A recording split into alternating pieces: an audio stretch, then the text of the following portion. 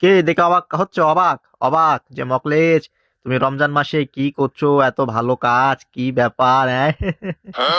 আরে পাগলা, সারাটা বছরই তো খারাপ কাজে থাকি, মানুষের উপকারে আসতে পারি না, মানুষের সহযোগিতা করতে পারি না।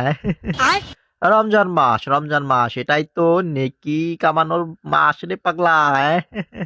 সারাদিন বসে শুয়ে ওই সব এই যে ইয়েতে ফোন টোন টিপে এইসবে গিয়ে ঘুরে বেড়ালে হবে?